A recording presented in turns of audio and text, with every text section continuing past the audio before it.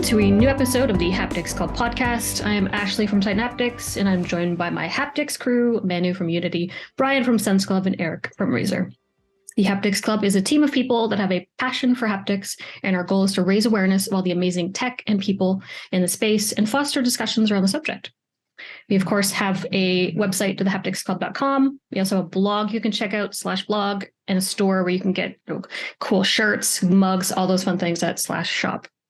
Joining us today, such a pleasure, Manuel Cruz, currently the president of the Haptics Industry Forum, also chief scientist at Innovobot Labs, and formerly of Emergent Corporation. Manuel has developed so many haptic technologies in the medical, automotive, gaming, XR, mobility space, so many that we're excited to dive into. And that's led to over 250 US granted and pending patents in the areas of sensing, actuation, and control. So cool. Of course, we're going to start this off with a brief intro. We'll dive into area of expertise, and then we'll jump into the future of haptics, my favorite section. And of course, we'll cover challenges and opportunities in the haptics industry. Be sure to check out our website, hapticsclub.com, to learn more about what we're up to next, some of our blog posts, all the amazing things we're doing, and for a peek in our upcoming guests. Last but not least, we would not be here without our sponsors. For this episode, we have a special sponsor, Smart Haptics. They're an industry-leading haptics event, one of the very few. Last year, Haptics Club recorded one of our very special end-of-the-year episodes there, which was a lot of fun, which we'll link. And of course, they've got an event coming up this year. It's actually next week, 5 to 6 of December in San Diego, California. You can use a coupon code HapticsExtra15 on their website to save 15%. And that's Smart Haptics, haptics.com. We'll link it. And of course, we want to thank GrewUS Haptic Competence Center. They're focused on customized vibrotactile technologies. They have core competencies in piezoelectrics, electromagnetic technologies for acoustic components and actuators. So check out all the amazing things our sponsor GrewUS is doing at grewus.de. So thanks so much, you guys, for sponsoring. We appreciate it. We get our coffee. You keep us this recording going. So we appreciate the support. But are you guys ready to talk about haptics? We want to jump right in, so I'm going to hand it to Manu. Let's do it. Thank you, Ashley. And Manuel, welcome to the Haptics Club again. Thank you very much for joining us today. And so for all the listeners out there, can you shortly tell us something about yourself? Yes. So I started my journey in haptics without knowing that I was going to be in this journey. I joined a lab that was nascent at the time that dealt with high-performance actuators or high-performance systems. That was at McGill under Professor Vincent Hayward. I did my master's and PhD with him, and then I decided to stay one more year doing some lateral skin stretch tactile displays. After that, I joined a small startup that Vincent Hayward launched here in Montreal called Haptic Technologies that was doing a 2 degree of freedom haptic device, very cool. He used actually that one to get his first Nature paper. I didn't participate much on that because I was doing something else. But that company became what it was known as Immersion Canada. That was the R&D center or the research arm of Immersion Corporation that was located in California. I stay here in my entire career life until last year that I joined Innovobot. At Immersion, I did many things from programming firmware for force feedback devices and vibrotactile devices, then doing more innovation for mobile devices, automotive touch screens, touchpads, XR devices, and very cool innovation on actuation systems that never saw the light of commercial applications, but they are still out there that can be happening anytime now. Now at Innovobot Labs, I'm enjoying myself once again because I'm doing also cool research and applications. What we are trying to do at Innovobot Labs is to collaborate with other companies to bring haptic products out in the market. Well, not necessarily just haptic products, HMI in general, but because of expertise is on haptics, that's what we are trying to push for. And we're having collaboration with other companies that lack this expertise, joining together in an open innovation model, bringing products to market. That's our main premise. The company itself, Innovobot, is an innovation and investment company. But I'm working mostly on the innovation side, but also dealing with some of the investment throughout the work that we do with other companies. So that's kind of where I am and where I have been in the last 25, 30 years. That's insane. And I have so much respect for you, not only as an old colleague, but someone that was my mentor also at Immersion. It was such a great time in my career personally. And I'm happy you mentioned also Vincent Hayward, which we also had the luck to have on our podcast earlier. Great professor.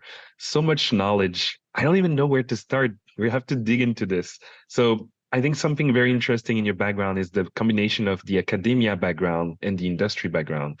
And like you said, a lot of your work and research also never maybe even got the chance to see the light of day, but all that data exists there. People can leverage it. And so when you transition to Innovobot, it was also beautiful to see like the growth of your own career. And something that I really resonate personally with is the tagline. So Innovobot's tagline, correct me if I'm wrong, says that it's fostering innovation across industries for the benefit of society. And especially right now with all the talks around ethical use for technology, whether it's AI, XR, but obviously haptics, is still in the scene for that. So as an investment and innovation platform, how does that tagline resonate with you? Yes. So, like everything, we said, once you have a robot, you can put a laser on it or a gun or something, right? So it is obvious that there are applications for any technology that is out there that can have beneficial or detrimental applications in society. But the way we're doing or approaching this is try to find something that can, like we said, benefit society. Last year, we were working with a company that was making LiDAR device for people, for people with impaired disabilities, visual disabilities. Right. And we were helping them to develop the haptic language to navigate the environment. The application was very nice because it was not only looking at one area and especially, but it was looking in front of it, like height and below. Like most applications just tell you just go front or side, but this was able to identify many things. And through the haptic language, it would be helping these people to navigate better, like dock or move to the right, move to the side, right? So these type of applications are the ones that we're trying to enable and collaborate with people in order to bring that to the mass market. That's been our premise as well. Collaborate with companies that have cool technologies as well that can combine with haptics and bring that to the market. I just gave one application. There are others that are not perhaps as that reflect that the benefit of society, but if we can bring also technologies to the mass market that can help bring more a better user experience. We talk about that when we were at Immersion a lot because you are an expert on that. So I can't teach you much about that. I just need to mention it. But that's what we want. We want to bring this better experience to the sense of touch. And I think we're doing it. We're working with touchpads for laptops. We're working on touch screens for cars. We're also developing our own technologies for devices, for XR, and for the PC industry in general. We're trying to bring that, and that's on the side of haptics, but the company as a whole has been investing in other type of innovations. There is a company called Carbicrete that is basically uses CO2 as the main ingredient to develop concrete. And this is an innovation that you can see immediately adding benefit to society because instead of producing this product or the CO2 is actually capturing and putting it into the product itself. So it's carbon negative. That in itself tells you that it's going to benefit hugely. And we're getting a good traction with that type of technologies.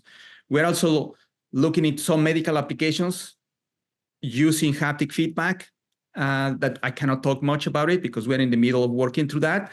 But these are the type of things that we want to do with haptics. And we're getting traction, and hopefully we can continue doing this in the coming years. I love that. So the second part of the tagline, I think you really said it well, is the premise that there's a better way to foster innovation that tackles critical social, industrial, and environmental challenges. And I think it's beautiful to see the superhuman or the disabled part, how to help other people actually have better senses or actually have a better experience as a human being. So it's beautiful to see that haptics is not just the mechanical aspect or just to be on the productivity side. There are real challenges that we can tackle now. And seeing that Innovobot focuses on that is beautiful to hear. So with that, we'll transition to the area of expertise now with Ashley. Awesome. I think one of the questions a lot of people probably have is, working within this kind of lab, doing all of these amazing projects, like what exactly are your responsibilities? Like what's your day to day? Like you come into the office, like what is a chief scientist role all about in terms of like a company that's really focused on creating new haptic experiences? Sure. So originally, when I joined Innovobot Labs to create the HMI lab, the first order of business was to assemble a team, get engineers, hire engineers, and helping them grow and training them, mentor them in order to be good hapticians. Well, hapticians, because I don't think the good or bad it exists. It's highly perceptual that aspect. But I was in charge of assembling the team, helping the engineering team to become and understand better haptics, and oversee on a day-to-day the development of the projects. That's one of the responsibilities that I have, is to grow the team and mentor the engineers. On the other side is collaborate with other companies and talk to them to work together and create these projects and address their needs from the business point of view. I'm not doing the business development myself. We have very competent people at the office, but I support their engagement with these companies in order to propose solutions to them. My technical background allows me to talk and identify the needs of the customer and put them in a perspective that they can understand and that we can understand, to put that in writing on a technical level, translating that from the customer to the engineers. So that's another of my responsibilities at the office. And I'm also trying to, in a sense, evangelize the world of haptics by trying to collaborate with academia, with other industry players. Right now, like you said at the beginning in the intro, I'm the president of the Haptic Industry Forum. I'm super excited to be there because, and that's something that I'm going to talk about next week. There is still the need to bring everybody together and talk a common language when we're developing something, right? I see that one of the major problems in the haptics industry is the integration level. I've seen many companies, or not necessarily haptic companies, but other companies that want to use haptics. They think that it's as simple as putting an actuator attached to a surface and then you have a haptic environment, which is not true. You need to analyze exactly what is the end goal that you want to achieve, what are the conditions, the mechanical conditions that you have. There's many things that you need to identify. You know this as a UX researcher, Manu, that you need to understand what the problem is, what is exactly what they want to achieve experientially. And from that, you need to develop the specifications that technically will make sense for that specific use case. And this is the part that is missing still in industry, understanding how the integration is going to happen. And I believe that's why it's being fragmented. So part of my mission as well is to help this company, or everybody through HIF as well, to have a common language, understand that there are needs that need to be solved and understand in order to bring haptic products to market. So those are the areas that I focus on my day-to-day life here at Innovobot. Thank you for that. Awesome. Yeah, thanks for. Yeah, so we have another question about that. What would you say are the challenges that you anticipate facing in the haptics industry, and how do you plan to overcome them? Well, as I was saying already, the integration part is something that is hugely missing. But also, when HIF started, one of the things that we wanted to say is that we wanted to create standards. But going through standards is going to take a long time and a lot of convincing from many companies in order to join and agree on something. I think there is a step before that companies can go through in order to agree on something and have a common language of talking to each other. The actuator company, the amplifier company, the mechanical system company, the sensing companies, and then the integrators that need to use all these parts in order to create a product. Right now, many companies are doing their own developments. And when an OEM asks for a solution, it's very hard to see what is the difference between one and the other. It's hard to compare what solutions they're bringing because they're talking different language. They're presenting the solution in a different way. And it is hard to compare these solutions because there's no way of commonality of measuring those solutions. So we need to develop those, and at least the companies that are working on without being a standard agree that this is the way we're going to present information when someone is asking for a haptic product. So it's easy for them to identify and adopt it faster. And when different components are in play, they all talk the same language as well, the same specifications. So it's easier to put them together and bring them to market. Because right now, everybody's talking in different directions. It's going in different directions, talking different languages. And that's, I think, detrimental to the entire haptics ecosystem. And I think we need to do better, and we're trying to do that through the Haptics Industry Forum. There are some efforts in order to have that commonality in language and specifications. And hopefully we'll get to a point in which everybody agrees on that, or the major players, or some of them, and we see traction that other people can join and contribute to this effort that we're following in at HIV. I love that. So there is a real synergy between your role as the president of the Haptics Industry Forum and also your chief scientist role as Innovobot Labs. And I mean, we already had that, I would say, synergy from what you were already doing at Immersion. Let's talk a little bit about those last 22 years, which is an insane amount of time in a company by nowadays standard, let's just say. So can you share with us some of the significant projects that you worked on during this time? Yes, I think going back to the original work that I did, I started programming force feedback devices, but it was a platform that Immersion had already established for the gaming industry. And we wanted to extrapolate that to other industries like medical simulation.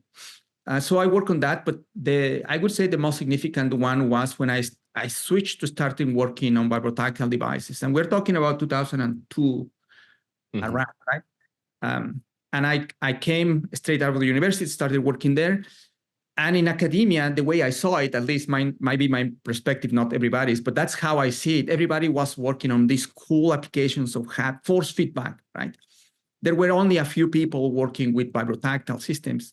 And so when I was going to this conference, they were asking me, what are you working on? I was like, oh, I'm working on vibrotactile, but it was like, vibrotactile, like, what is that? What are you working on that? The cool thing is force feedback devices, right? These amazing things that they were doing, complex, very interesting from the perspective of academia, because there is cool science that is going into that.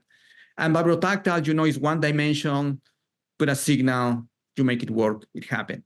But it was not understood at the time, the importance of that specific feedback. And at Immersion, we pushed for that, not only in gaming, but also when we went into the mobile industry, that at the time there was nothing, non-existent.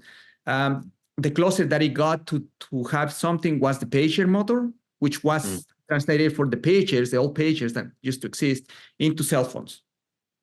Right? This, in the language of haptics, the eccentric rotating mass motors that you put a voltage and it spins and you get vibration out of it. So how do we use that and other type of actuators in order to generate haptic feedback in phones, and why do you need that one? What is the use case that you have? So we work on identifying use cases that users could benefit from when having haptic feedback. And we started actually with cell phones that had keypads.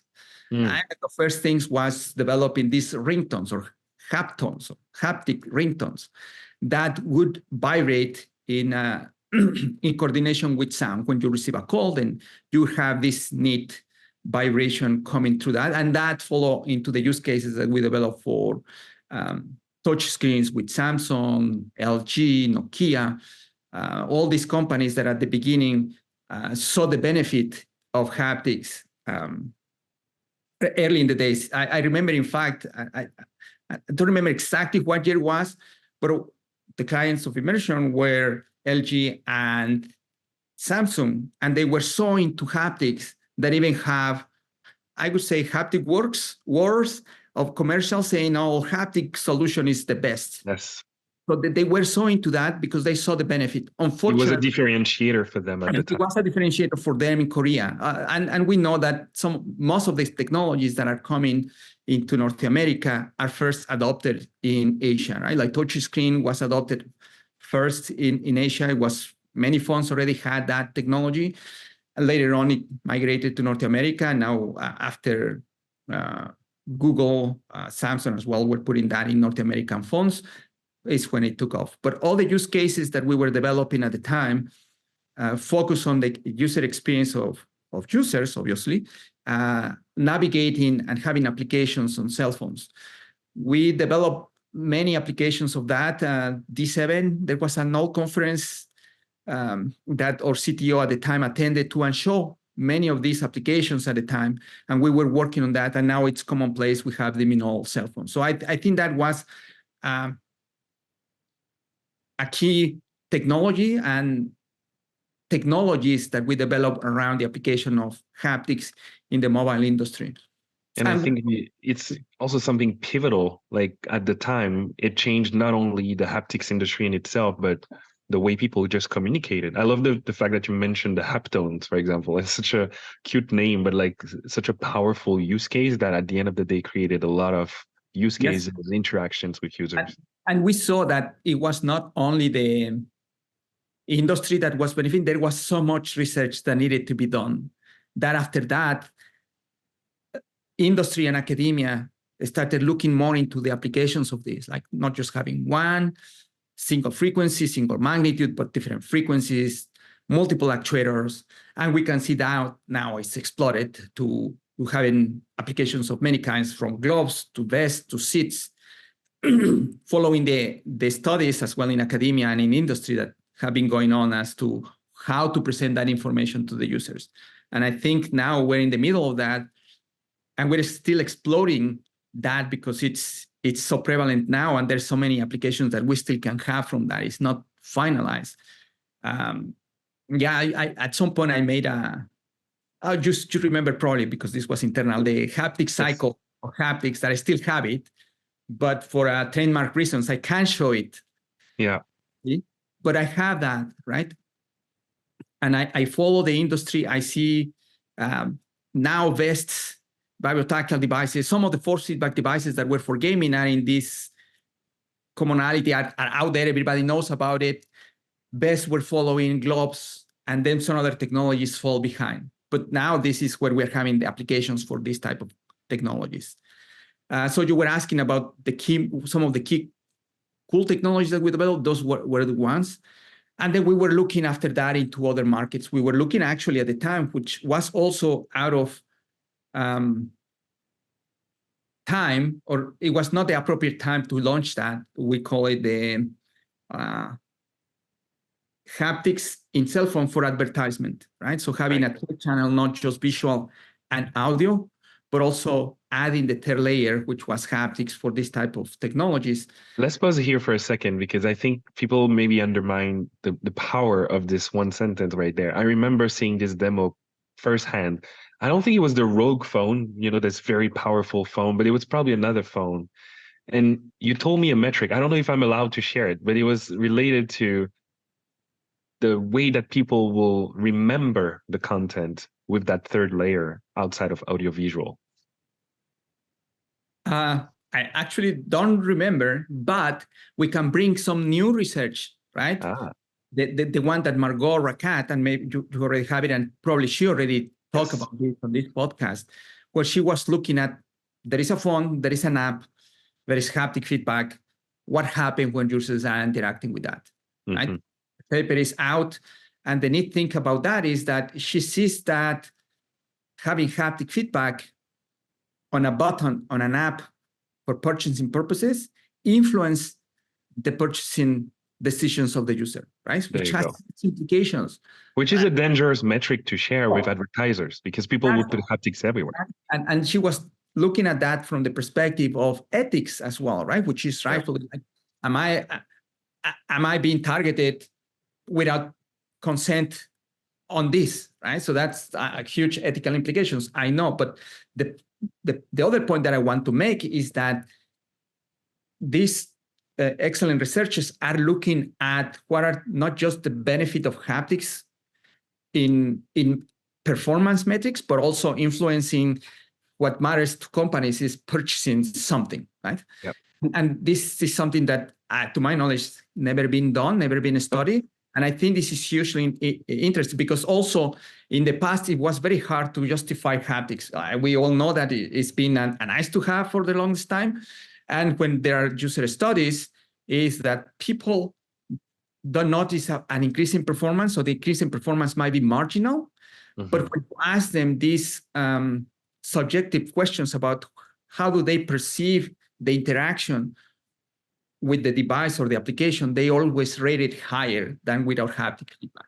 So there is this subconscious that goes into behavioral consequences. Perception of that is hard to measure, right? But it can be identified through a set of questions. And now we have proof that it's actually been influencing the behavior of people. So how do we use this moving forward? That's a huge question. And how can we use it that is not detrimental to the users, right? It's not just about the... Can we, but also should we? Exactly, right? So anyway, so there are other applications that we are also looking into. I'm going to mention it quickly.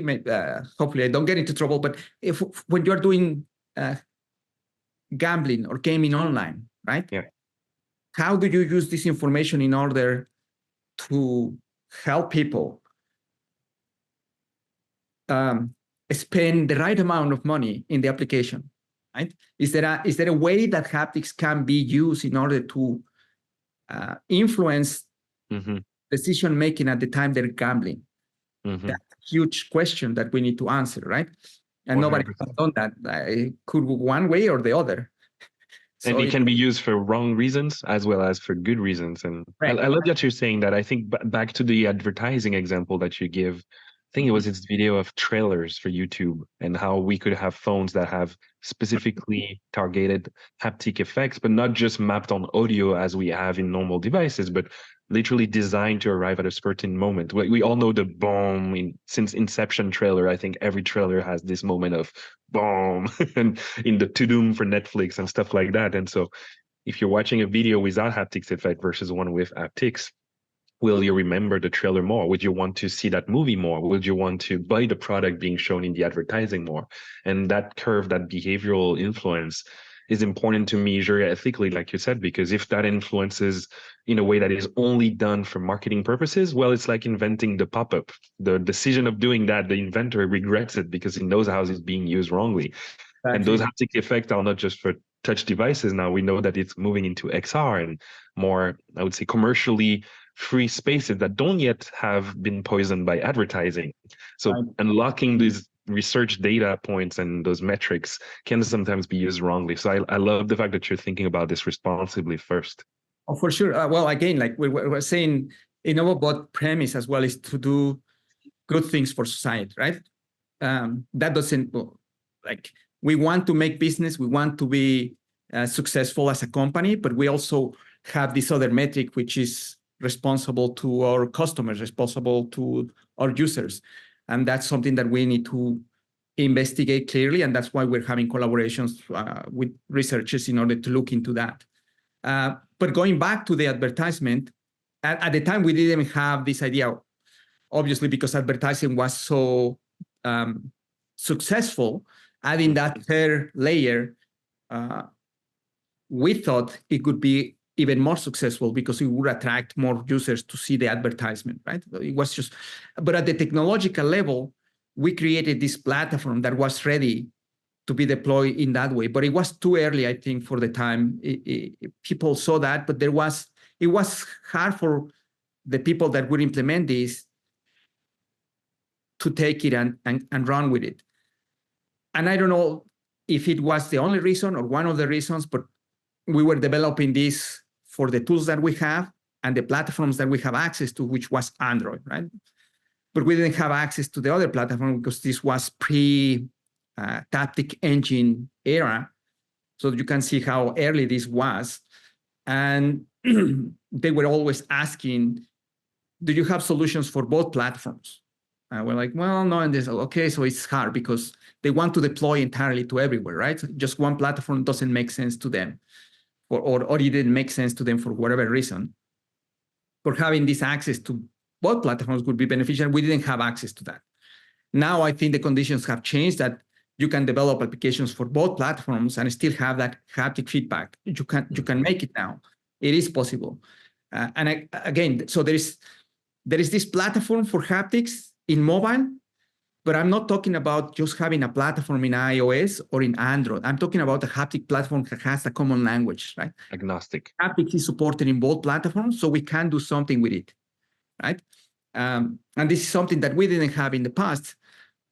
So anyways, it's hard to explain the platform in just a few seconds, but the way I see it is that in order for us to have successful products or applications, we need to have this commonality. Yes. If it's not across industry, it's going to be very hard, and different players need to support the same things in order for haptic products to be built on top of them, on top of these standards, right? And this is not a standard yet, but they provide a solution to talk to the hardware, and applications can build that on top to talk down, which is the definition of a platform, right? So you reuse over and over and create new applications on top of that. So for me, the haptic platform for mobile is Android and iOS, and you're building things on top of it. Love that. Easier to develop applications. Yeah, that makes a lot of sense. That's definitely a vision I think people in haptics see, because it's important, right? Like everything that we do is great, but in terms of like the most important part is like it's the people using the devices, having the experience, and however we kind of get there is kind of like magic behind the scenes. But yeah, the most ideal world is that vision of like you develop and it's this kind of like unison experience. But I want to kind of like touch back on something you said earlier, relating to, it's kind of like tying to the standards. Like, where do you see some of the kind of like biggest challenges of that? So, building to that world, and where do you think maybe some of the past developments, especially from like the academic point of view, are helping lead towards that, or were like critical, pivotal moments that kind of like helped build towards that or building towards that? I think for haptic products to proliferate more in industry, we need to have that sense of collaboration. It's been very hard for protective reasons that we know of that happened in the past. But I think collaboration is one of the ways that are going to get us further and create new markets or product offerings. If we try to do it all by on our own, single companies, it's going to be hard. The investment is higher. The time to market is higher. If we collaborate with people that have different expertise, it would be simpler to bring everything together. And that's the other thing that we do at Innovobot. We are trying to collaborate with people under this open innovation model. It's so important for us. We want to accelerate bringing technologies to market. And we believe that's one of the ways, like company X, well, not X, because now there is an X company. Company Y can have an idea of a product, and they can develop certainly all the expertise inside if they have the money to do it. But if they don't, it's going to take a long time and a lot of investment in order to do that. But if they collaborate with some other companies that have that expertise, it will accelerate this development to market. And I think that's very hard because everybody wants to keep their intellectual property, their know-how. But at the same time, we need to see that balance between doing it all on our own and having a product that is going to take a long time to market, as opposed to having something now which hit the market faster and make us successful sooner. We're having some success stories with that, with the few collaborations that we had over the last year with some of our partners. I think it's possible. We just need to find the right balance in all these conditions. What we want to give, what we want to keep, but it's possible. It is when we talk about win-win situation, but it's kind of, if I'm talking about win-win situation, probably I'm coming with a big hammer to say I'm gonna get the most out of this. But no, we really talk about that. We want to have other companies succeed. We want to have more products in the market that more people can join and make more product offerings. Competition is good. So we want to foster that among different companies to bring more products to market. Does it make sense? Did I actually answer the question? You did. It's a lot. Yeah, no, it was a broad question because I wanted to cover a few things. And I think I wanted to take this to like a standards level. So it's like, you've got amazing companies within the haptics industry forum. There's tons that do a lot of different things. Some are like super competitive, some are vastly different. How do you, as the president, that's a huge role, like steer the ship in a way that helps kind of foster that collaboration? Because there's very real risk of, people get into the bucket or like hide in their own little, kind of caves of like, this is my space and I don't want to share anything. How do you foster that? How do you plan to like grow this to make sure that this vision of the future happens? I think as I said, originally HIF was created to be a way to get standards in the market. To some effect, it has achieved that with the MPEG that some companies participated in. I think that's great progress that has happened in the past, and hopefully we're going to see something in the next few months, a year, that it's going to be something that everybody can use to generate haptic effects, to play haptic effects. So that's great, but it takes a long time, right, to get a standard body involved. And as I was saying, I think there is an intermediary step that we can have that can get us closer to that point, but without going through the entire process of making it a standard, something that everybody can agree on to work together to bring haptic products to the market. We're getting tractions about that with at HIF, Haptics Industry Forum. Recently, we have welcomed Dell as a one of the members. We also have Logitech that are looking into creating haptic products. They already have some. They have history of creating some of them. But the fact that they're joining is because they see a benefit on collaborating with other companies in order to create this type of commonalities, languages,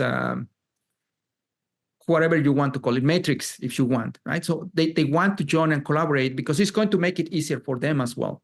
When they say, I want to have something like this, well, that's what I'm saying. I'm not putting the words in their mouth, but if they want to have something, it's easier to say, I want this, and this is the way you're going to tell me that is good or not. Because right now it's very hard. And once they tell them that, the other people that are bringing these technologies to these OEMs need to know how to do that, right? So we need to create all this information, all this literature, all these experiments, all these methodologies, processes that they can use in order to talk the same language. And I think HIF can help in that. And if the more people participate, the more things we can bring to the market faster. And I think that's the key point of HIF at this point. We will try to keep pushing for some standards, and we will participate on that, but we'll also try to get this other level that in the future can be brought to a standard level if we want it, or companies are interested in that.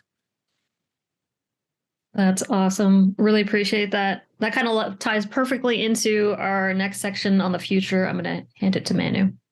Yes. So that's where we get spicy. How do you see the haptic technology impacting our day-to-day lives in the next, let's say, decade? When we were at Immersion, the people that we work with, we always said, haptics is going to happen one way or another, right? People recognize the importance of haptic feedback in different scenarios. I think there's no question about that. It's just from the company perspective is how do we measure that benefit? Mm-hmm. And there are some use cases that are finding into industry that say, yes, we need haptic feedback, and they're putting into that. So I think more products are going to come. The more we do, and this is also a tricky question, because the more we collaborate remotely, the more haptic feedback we're going to need. But it's hard for me to say like, oh, it's going to be emotional. I'm going to be able to transmit my sense. It might not be at that level, but some cues that we're going to receive from each other, right? Through some sort of haptic feedback around our body. Mm-hmm.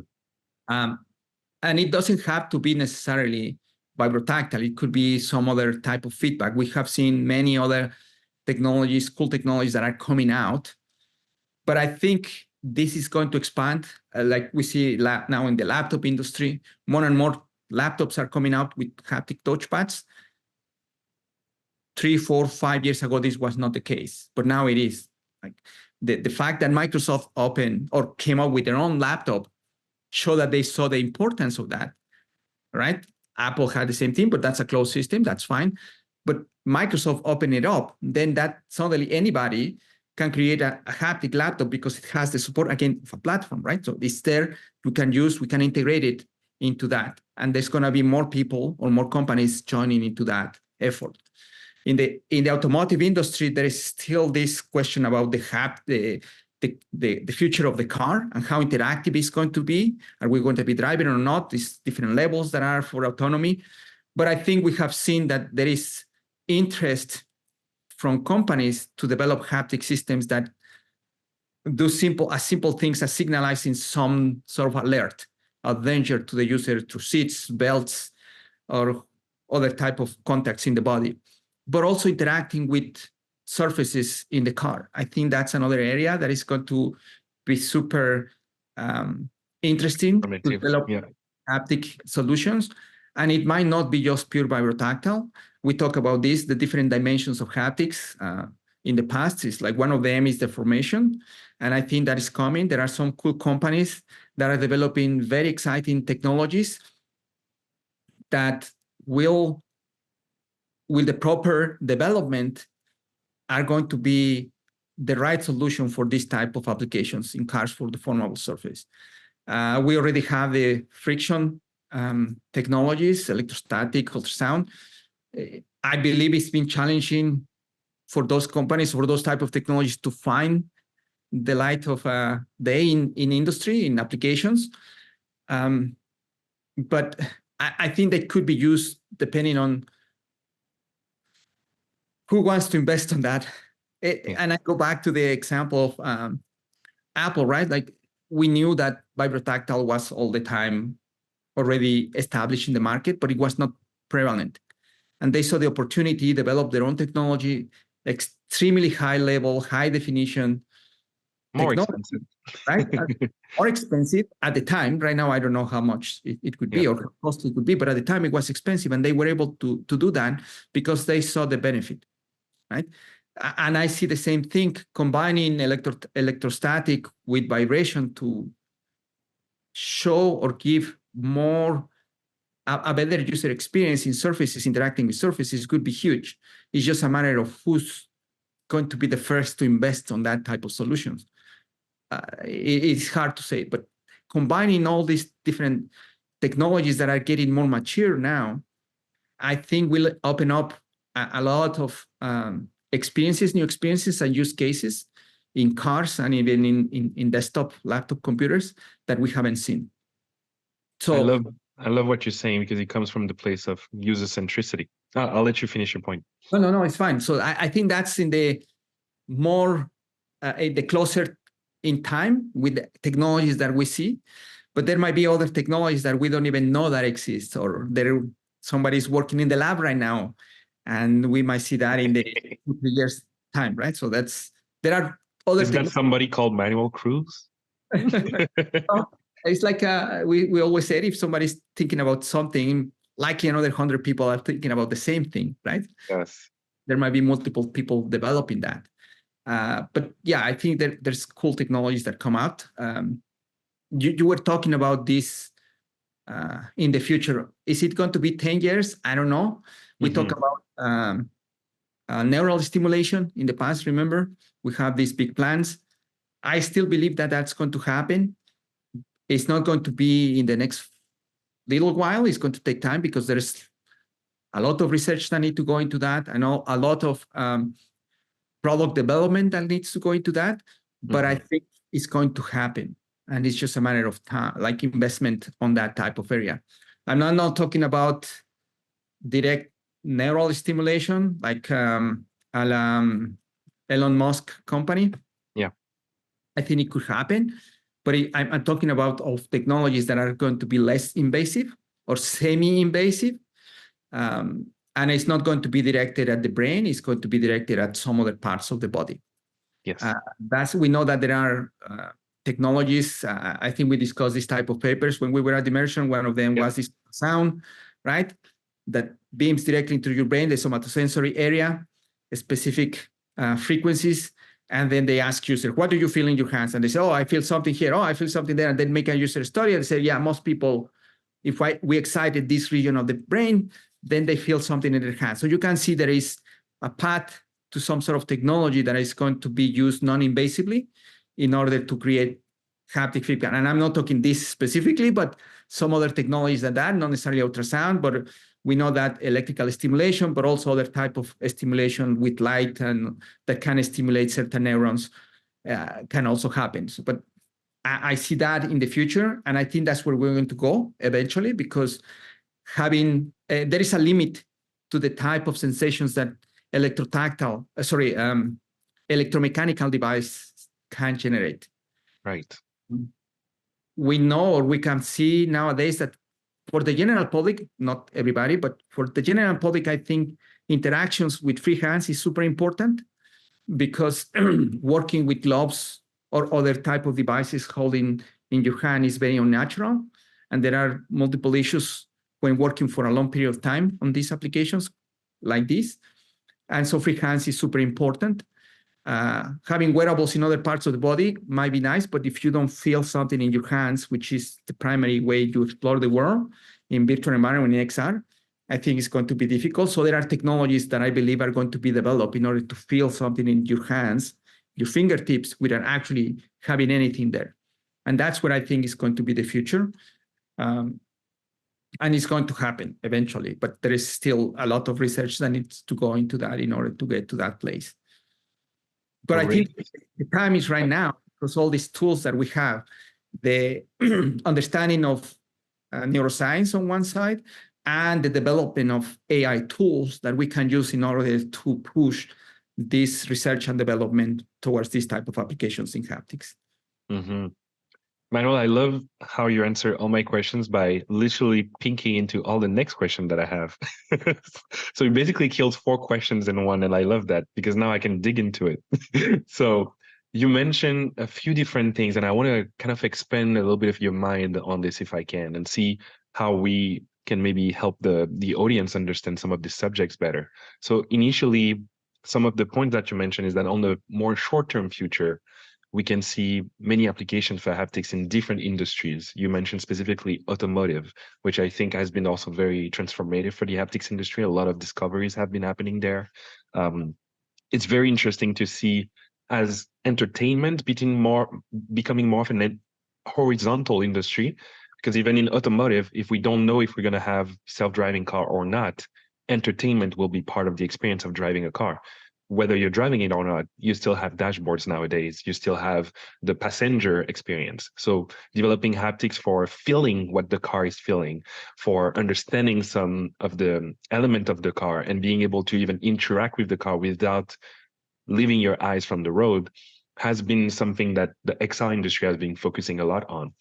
And then you mentioned the multimodality of haptic experiences.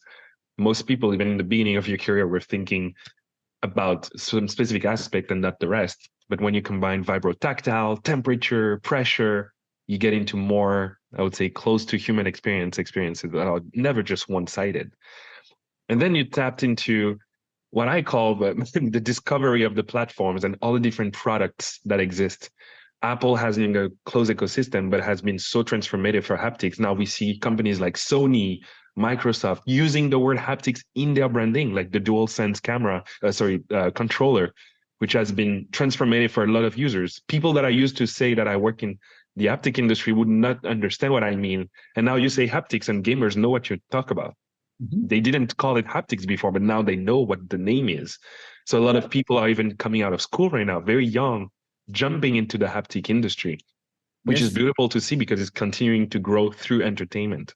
Yep. But there are so many aspects of that. There is the adult industry that we also explored and how we can help wellness, personal wellness, but multi-people wellness. And with COVID happening very recently, the remote application for haptic to get people closer together is such a beautiful thing to explore. And finally, the subject that I love the most, neuroscience, the future of BCI, the future of XR with BCI and haptics, and how all this convergence of tech can enable superhuman powers, but also very social interactions and centric around the users. So thank you for covering so much different subjects, because I think whenever we ask this question, and no shame to our other participants, it's always around just what we think about the haptic industry becoming, but you really thought about this holistically for the world and how humanity can benefit from that. So last question for you. With all of that being so many different possibilities and direction we could take, what is your personal desire as a human being, as a personal user of haptic, not as a director or president? What is something you would like to see in 10 years or in 15 years or 25 years? Yeah. So I think we discussed this in the past, you and I, because I was fortunate to work with you in the past. Come on. These discussions about having non-invasive neural interfaces that will allow you to feel something, right? That yes. can also move into the discussion of ethical questions. But set aside that and just focus on the technology development for now, that if you can have one device that can give you haptic feedback to your hands for all devices, like if I'm in my laptop, I'm touching something and I got this communication with my wearable device that tells me I'm doing something with my laptop, then I switch to my phone, and the phone is no longer going to have the capabilities that we have now, but it's going to be transmitting signals to my neural interface that is going to be telling me that my interactions are happening or are developing a certain way, right? Or if I switch to my AR device, then I'm going to have these interactions in my hands as well, and it's going to be communicated to this magical wearable device that is going to be talking to my neural interface that is going to be producing something in my hands. I say I'm going to my car and I sit there, and then I will have this neural interface communicating through my body when I'm in the car, telling me that something is happening. I'm feeling that in different parts of my body. Mm-hmm. Well, that's what I would like to get to in 10 years. Like that's to me would be the personalized experience that follows you through the different medium that you interact with. One single device or a few devices, right? Mm-hmm. There will not be need to have that integrated into the devices, but there needs to be these, again, protocols, platforms that need to talk to each other in order to come to this place. Love that. Maybe it's very sci-fi oriented or thinking. I think it is possible. Not anymore, right? There are many things that can tell you that is going to be possible. There are many developments in academia, in neuroscience, that are talking about enablement of people that have lost sensations in their body, that they're able to do this again, that have unfortunately lost limbs in their body, that are able to recreate the sensations that they feel. All this is possible now. To me, it's just a question of how to bring that to able people, and in a safe way, in an ethical way, that we can present this information or this type of sensations that make it more immersive. And we know this is possible already, right? We have cochlear implants.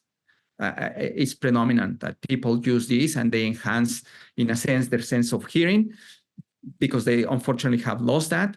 And it's super beneficial. Now, can we use that for able people? And is it beneficial to them, and in what context? And I think that's something that we need to think about and have long conversations of whether we want to do that. But it can be done also for haptics, right? As I was telling you about this study, or there are some other multiple studies that they enable people to feel something without actually touching it. So how long is it going to take to do that? And we did that type of experiments back in the day. So we know it's possible. We know it can be done. It's just a matter of when it's going to get there and how I believe it can achieve high fidelity, but it's still far from that. But I think it's possible, and that's what I see personally. That's one of my passions, and I've been educating myself a bit more on these areas in order to see what is possible and what is not, and make it a possibility.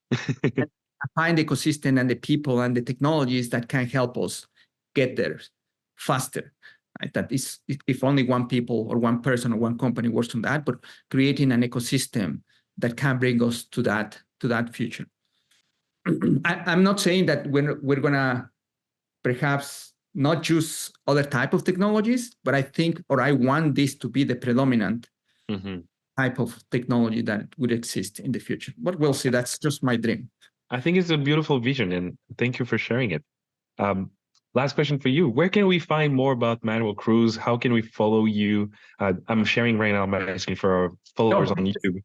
Yeah, well, I'm mostly active on LinkedIn for professional reasons. I also have a handle in Twitter where I mainly follow people in academia for neuroscience, mostly, and business, which actually don't remember my handle in Twitter. We'll share it on the Haptics Club community yes, so on Twitter. That would be good. It's Manuel Cruz, I believe. Anyways, I can send you that. Yes, so those are the main places where you can follow me, and I'll be publishing some of these ideas in the near future about what I'm talking about here. The state of haptics industry. I have that map out. We just need to finalize it, put it out there. My thinking about platforms, all this, and my thinking about the future, which is we were discussing a few minutes ago. So yeah, all that coming up. And I'm also collaborating with different academia partners here in Canada and in Europe, and hopefully you will hear from us as well soon in the form of talks or papers, academic papers. So that's also coming in the next few months. Amazing.